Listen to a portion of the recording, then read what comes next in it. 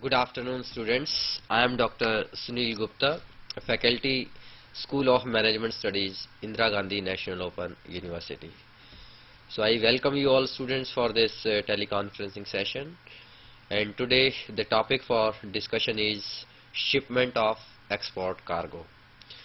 So dear students, you might be knowing that the firms which are engaged in import and exports, so for those firms they need to maintain the definite documents, they need to follow a particular procedure for shipment of cargo and all that.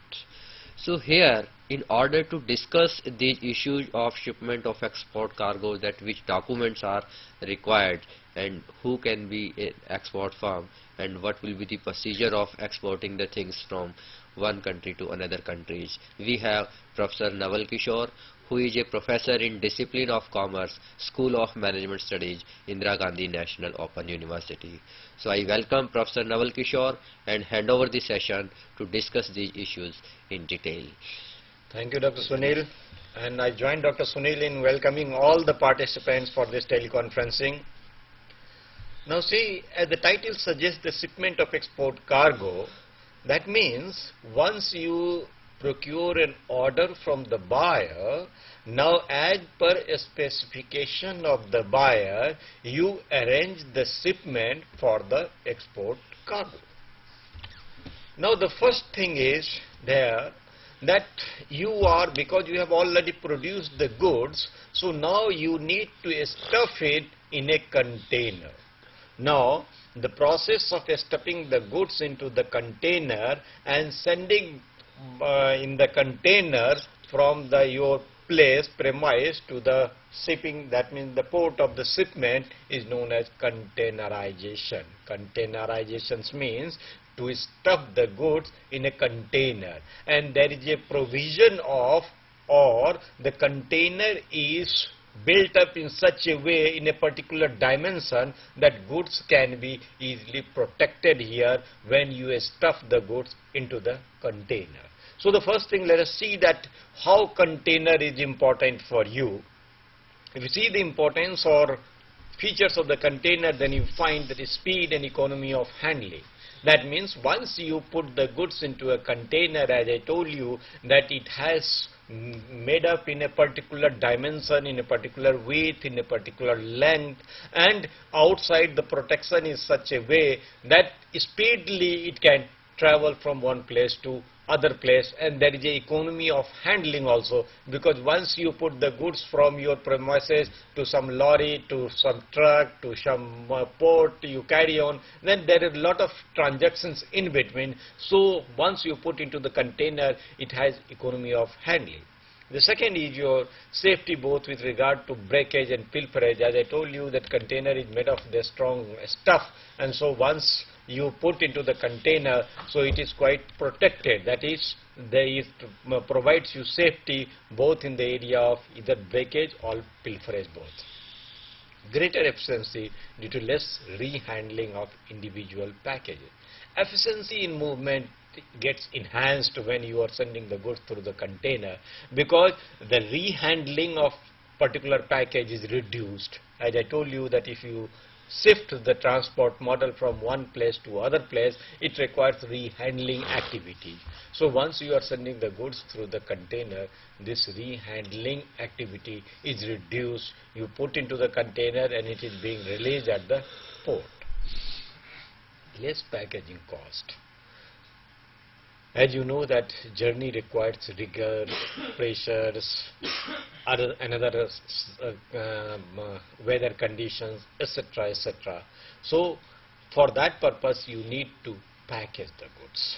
So obviously, when you are sending through the container, then in that case the packaging cost is quite reduced. Next is less cost of insurance and handling. Obviously, when you are sending through the container, then insurance cost would be reduced, handling cost would be reduced, and then next is your door-to-door transport service. The transport service is provided from your premises to the port. That is door-to-door transport, and again at the importer places also the container provides facility from the port and to the door of the premises of the importer. Next activity is your packaging. Now, packaging is a very important activity because the packaging must be enough strong to withstand the rigor of the journey, the pressure of the journey, the temperature of the journey, or the weather climatic condition of the journey, so on and so forth. On the one hand, it should be strong enough to withstand this rigor. On the other hand, it should be light enough so that the freight, the price of the freight, the cost of the freight which you are going to pay, it must be the reasonable one. Because if it is very strong, if you are putting more of the things packaging, obviously it may be charged a little bit more from you. So on the one hand it should be strong, on the other hand it should be light enough so that you make payment less toward the cost of packaging. So you need to make a balance between both the things. Next activity is your marking and labeling of goods. Now what is marking and labeling of goods? See, marking involves on the package, as whenever you are exporting, then there is a consignment is divided into different packages. Now on the packages, for example, if you are sending the goods glass, now whenever you are sending glass, then obviously you need to lift it one side. When you need to lift it one side, then in that case you may put this sort of symbol where you are just instructing somebody to lift only one sided. The same way, suppose sometimes the material is, the stuff is like that it should be protected from the sunlight, or it should be protected from the water. So in that case there is a symbol of umbrella which may tells you that okay, it may be protected from this particular thing. What I mean to say that there are different symbols. One thing you should be careful that whenever you are sending the goods, most of the time the goods are in the hand of third parties. Third party may be transport, may be shipping or whatever. So in that case you need to provide clear instructions on the packet so that anybody who is involved in handling that particular packet, he must be informed that how to handle that particular packet. So therefore the marking scheme has been provided where you put a symbol on the upper surface of a particular packet which depicts, which tells you that how you are going to lift the goods, from what item you are going to protect the goods, so on and so forth. Because without the marking, maybe if they do opposite, your goods may be damaged on the way. So therefore the marking activity, marking symbols are being put there. Next is your labeling of goods. Not only the marking, labeling is again very important activity. Labeling means that your instructions is being embossed on the, is being put on the inside of that particular goods. For example, if you are buying a cotton shirt, now inside of the cotton shirt it may be written there, okay, wash in 20 degree, wash in this much of the, or dry wash of the clothes. If it is woolen clothes, maybe it may be written there that dry wash clothes. Like that, if it is a pharmaceutical product, it is written there, okay, these are the ingredients of this product, you must use it before this time. So these are the labeling activity. So you must go for that proper and scientific way of marking and labeling activities. Next is your nature of export cargo. How the cargo is. For example, there may be three varieties of cargo. One is known as rush cargo. Rush cargo means the speed play a paramount important role in that rush cargo, because for example, if there are flowers, if there are vegetables, this sort of things which gets spoiled very shortly. So in that case, obviously you need to fly it in a very short interval of the time so that it reaches fresh to the importer side. So here speed is very important, and you need to take care of a speed so that without any damage or etc. your goods reaches in the other part. Next is your bulk cargo. The features of a bulk cargo are: it is being shipped in a large quantity. Demand does not change frequently. In the large cargo area, there is no change of demand much. For example, you see the iron ore, food grains. Obviously, in the iron ore, the demand won't change much. So therefore, next feature is free from product development. If it is a fashion garment, every time maybe there may be some changes in the fashion. Every year, in 2 years, 3 years, 5 years, there is a change in fashion. So you switch over from the old product to the new product. So the development in the product, innovation in the product is very fast in that area. But in the bulk cargo, it is free from the product development. There is low unit value. The per unit value is very low in the bulk cargo area, and it is transported and warehoused at lower cost. It is transported and warehoused at lower cost. And examples are primary commodity, that is iron ore and food grains. Next is your general cargo. These are the goods which are primarily manufactured products, semi-manufactured products and processed products. It may be semi-processed goods. The features of general cargo are fast change in demand. Demand keeps on changing. As I told you, that there may be change in fashion, there may be change in use, there may be change in several features of that particular products. So due to all the changes, the demand of this general cargo keeps on changing. Next is higher unit value.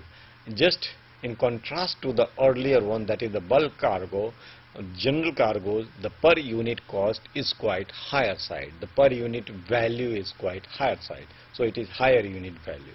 Next is higher per unit transportation and warehouse cost.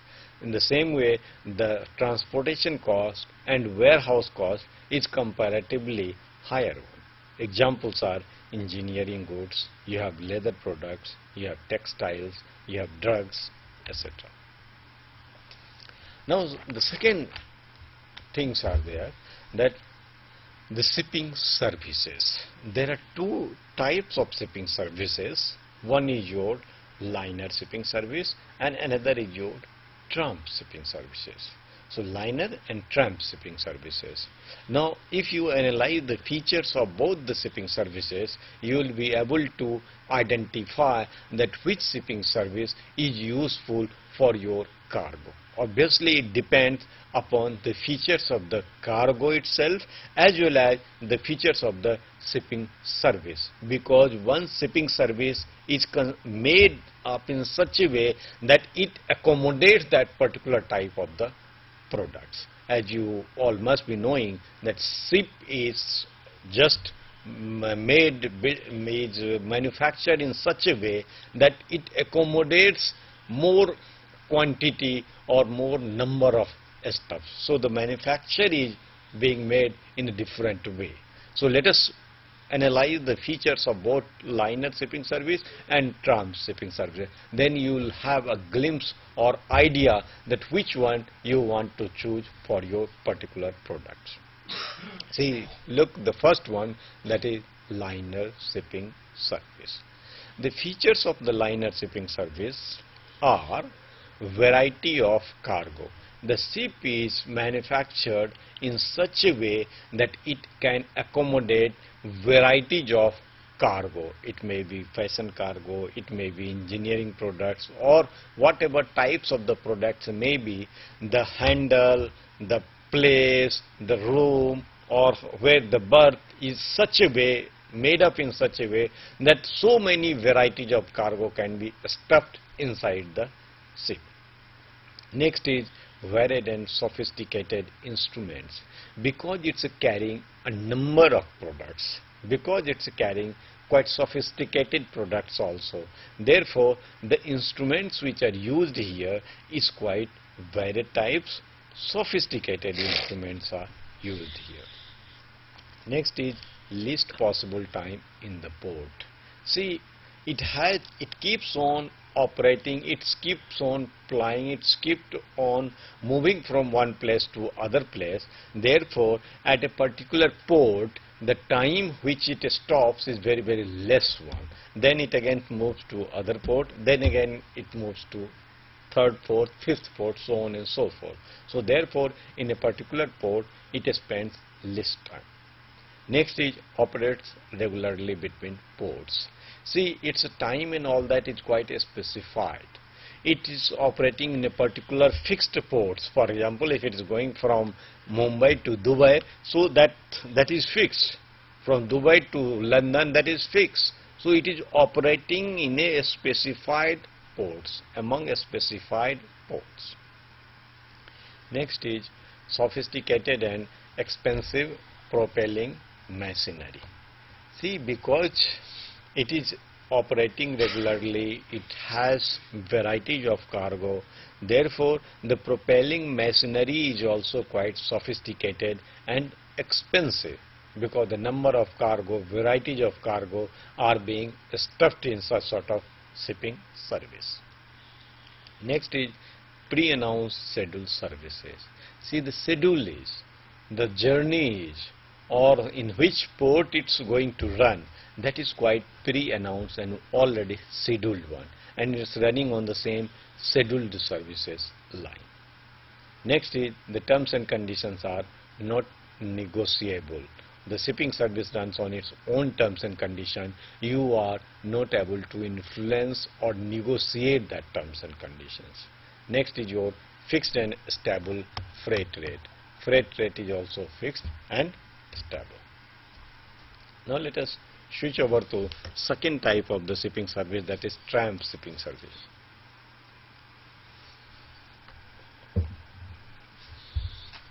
The features of tramp shipping service are, first is homogeneous cargo. Just in contrast to the liner shipping service, tramp shipping service carries one type of cargo, that is homogeneous cargo, whose feature is more or less same. So it is carrying homogeneous cargo. Because it is carrying one type of cargo, that is homogeneous cargo, therefore the equipment which is being used in the ship is quite simple one. In the same way, the value of commodity carried, that is per unit value of commodity carried, is quite low. That is low unit value of commodities carried. Next is your lowest possible cost. The cost is quite lowest one, because it's using the simple machines, simple equipments, therefore the cost is lower one. Loading and discharging are confined, because one type of the cargo is goods are being used, so therefore the loading and unloading are quite confined. Does not have a fixed route and predetermined schedule. In contrast to the liner shipping services, this shipping service has not been a fixed route and predetermined schedule. That means it depends upon the terms and conditions that what route it is going to follow and what schedule it is going to follow. Next is terms and conditions are not fixed. Here the terms and conditions may be negotiable. It is not fixed. That means you have a scope to negotiate the terms and conditions with the ship owners. So in that way, both liner and shipping services liner and tramp shipping services based upon the requirement of your commodity, based upon the what varieties of commodities you are going to export in the international trade. You are going to opt for either liner or tramp shipping services. Now let us go to the next, that is chartering practices.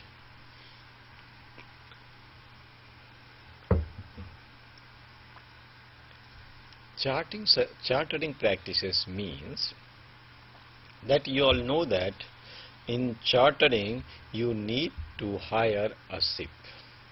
Now when you need to hire a ship to make your goods ship from, let us say, Mumbai to Dubai to London or whatever, that is from one place to other place you want to ship the goods, and therefore you want to hire a ship.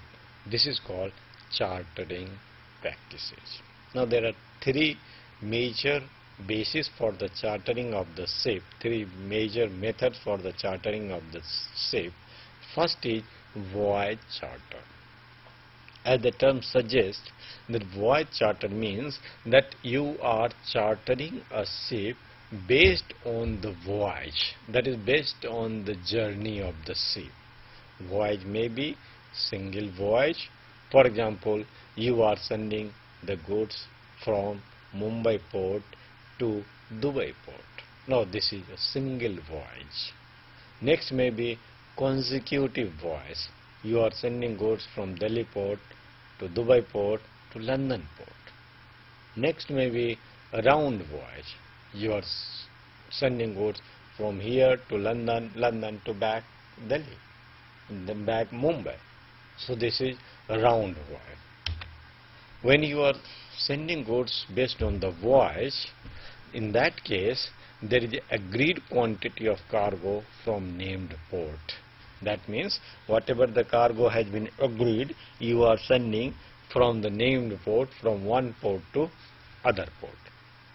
In these circumstances, ship owners meet all expenses of running the ship, officers and crew wages, stores and provisions, insurance of ship, depreciation, operating expenses like fuel cost, port charges, light dues, etc. That means whenever you are sending through the voyage, in that case ship owners are expected to meet all the expenses. That expenses may be either running the expenses or operating expenses. Both running and operating expenses are being met by the ship owners.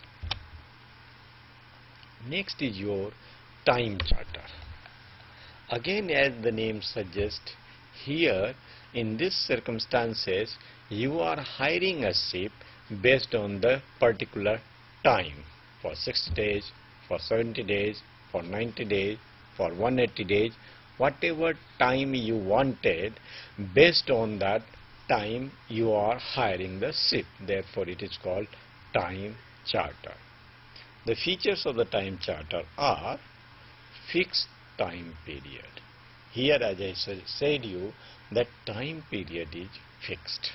Maybe 180 days you got it, 90 days you got it, whatever time you got it, that is fixed. Second feature is it operates in the defined territories or between ports. In this case, time is fixed, but the agreement may suggest that you are supposed to operate in this port or in this territories. So territories is fixed, maybe ports may be fixed. Within that particular territory and within that particular port, you are allowed to run your ship. Here, charters, what they are expected to do, they are expected to schedule the ship's employment, they are expected to meet port expenses, canal dues, fuel cost, cargo expenses, etc. For example, they want to hire somebody there, they are going to do that. If there are expenses related to port, they are going to meet that expenses, or whatever fuel cost, cargo expenses, etc. are involved, charterers are supposed to make all these expenses. On the other hand, the ship owners, they are expected to meet the running expenses like officers and crew wages. You have hired officer in the ship, now you have hired the crew members. You are supposed to make expenses, make payment for the officers and crew wages. You will be doing that. Ship owners are supposed to do that. Make the payment for the store, provisions, insurance. These ship owners are supposed to make. Charterers can either operate themselves or sublet the vessel on voyage charter. Here there is an interesting phenomenon. Sometimes what happens, you have chartered a ship. Now when you have chartered the ship, and because here you are chartering for a fixed time period, so in that case, sometimes, for example, let us say you have got it for 1 year.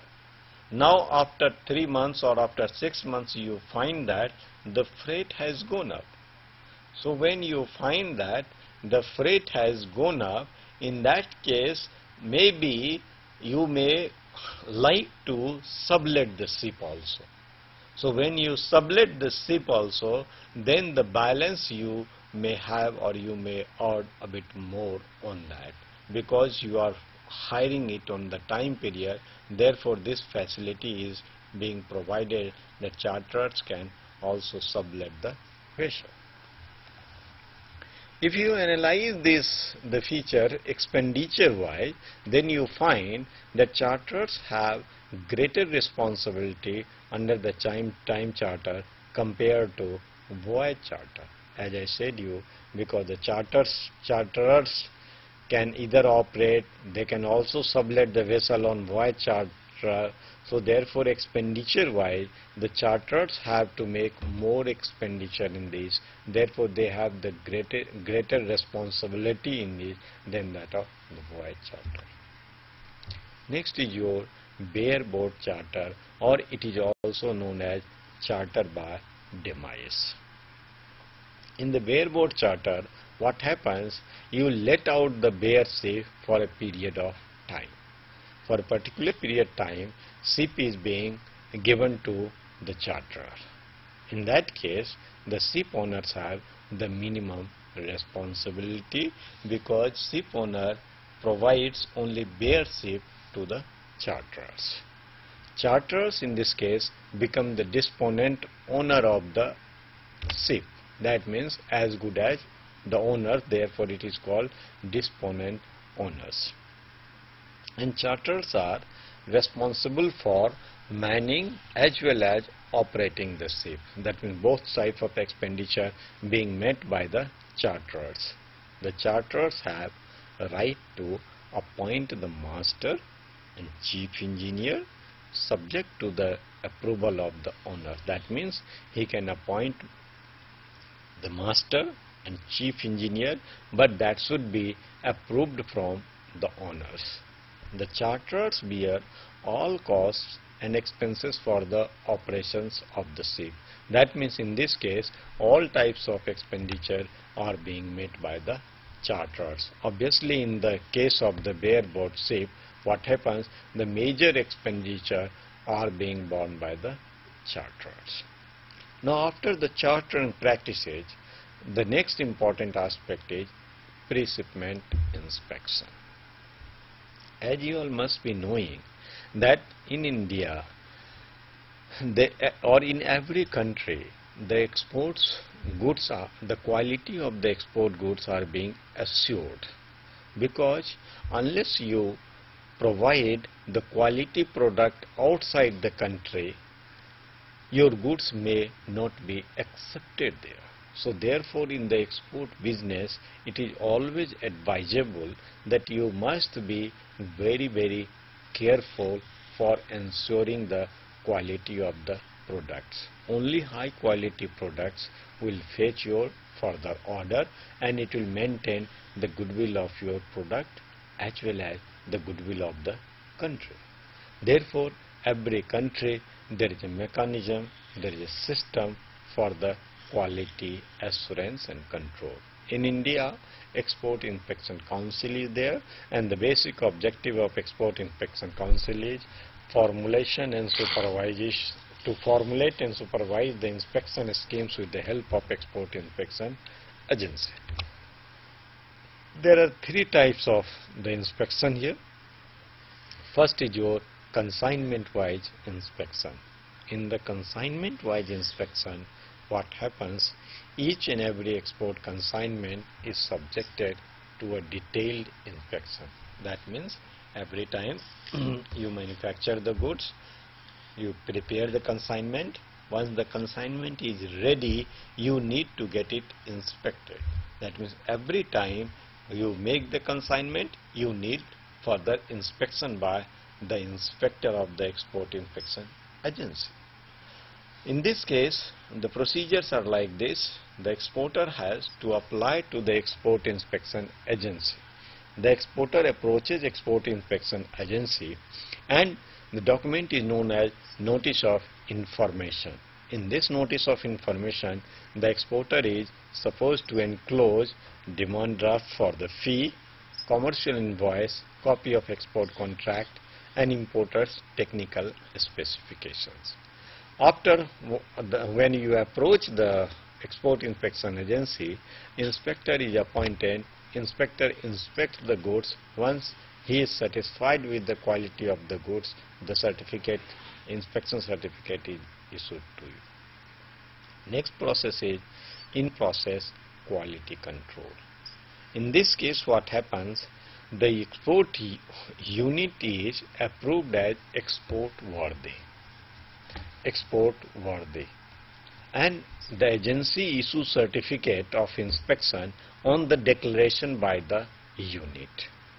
Obviously, you apply on the documents, notice of intimation, fee, commercial invoice, and importer's technical specification. On receipt of this document, the agency issues inspection certificate. When you are a further very regular exporter, in that case there is a third method, that is called self-certification. In the self-certification method of quality assurance, there is prescribed norms, and the prescribed norms are for your, the whole procedures are being specified here.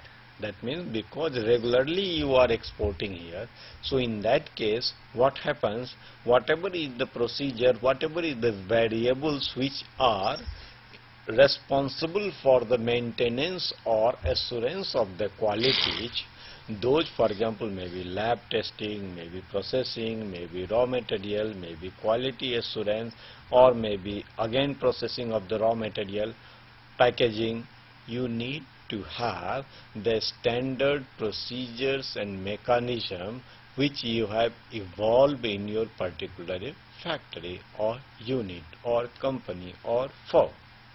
So there are prescribed norms, and once you fulfill that prescribed norms, what happens, you are provided to go for the self-certification of your products. And that norms may be your product quality, how you are using that product, design and development, what are the mechanisms which are involved in the design and development of the products, raw material, how you are buying the raw materials and components, how you are going to organize and personnel for quality control, what are the process control, what type of laboratory you are having, what are the equipments in your laboratory, how your laboratory functions, what are the research and development activities in your laboratory, quality audit, how you are going to audit the whole system, whole quality, how it is being audited, packaging, how you are going to evolve the mechanism of packaging, how you are going for packaging, after sales service, what are the mechanism when you are allowing the after sales services, housekeeping and maintenance, how you are doing housekeeping and maintenance. So these are the three. Next is as you are aware that now most of the country ISO 9000 scheme of quality assurance is acceptable. What is ISO 9000 series? ISO 9000 is a series of international standards for quality systems. They provide models for quality assurance in designing, developing, producing, installing and servicing. That means there is a mechanism for how to design, how to develop, how to produce, how to install and further how to go for the servicing of the system. So whole mechanism is being involved, whole procedures are being stratified and augmented so that without any failure you may go for assurance of the quality. What are the major benefits of ISO 9000? You go for the benefits are better product design, you may design product in a better way, improved product quality, reduction in scrap network, efficient utilization of main machines and materials, elimination of bottlenecks in production, creation of quality awareness, improvement of confidence among customers, improvement of a company's image. Next is obviously there is a person called clearing and forwarding agent, and the role of clearing and forwarding agents involve links between the owner of goods and owners of means of transport. He performs the job of linking factor. He advises exporters on trade laws. He provides transport and handling cost information, then helps you in packing, marking and labeling, because these are the skill or specialized activities in the export operations. Therefore, clearing and forwarding agents helps you arranging transport, completing customs and port formalities, preparing and procuring documents, educating exporters on developments in transport. Professor Naval Kishore, I would like to ask one thing, that is it necessary to receive the certification of ISO 9000 by the unit from approved agency and all that? Yeah, Dr. Sunil, this what's happening in the European countries and North American countries. Now they are basically expecting that your goods must be certified by the ISO 9000. See what happens, this is quite acceptable across the globe. Okay. Now besides ISO 93, they are just expecting that some of the firms, they are going for the Six Sigma approach of the quality control. Yes. So what's happening, the awareness is so vast that unless you go for the higher way of quality control, your goods may or may not be accepted. So it is always advisable to go for the quite higher level of the quality control. Next, quickly I'll go with the name because time is less. So the customs clearance, in the customs you have two officers. One is known as said appraiser or examiner, another is known as customs preventive officers. When the goods documents are being checked by the customs officers, then it is put inside the port. In the port you have said appraiser and examiner who undertakes the physical examination and puts a stamp known as let export order. Then there is a customs preventive officer who puts, once he is satisfied, who puts in a stamp and it is of let ship order. So let export, then let ship, then goods are being put on the craft. Once goods are put on the board, then the master of the carrier, he provides you one receipt that is called METS receipts. Based on METS receipts, you get bill of lading. Thank you, Professor Naval Kishore, for making the presentation so simple and in a very nice manner, and I do hope that all the students have been benefited a lot and they have got each and everything in detail in a manner in which Professor Naval Kishore wanted to deliver the same. Thank you, Sunil. Thank you, participants.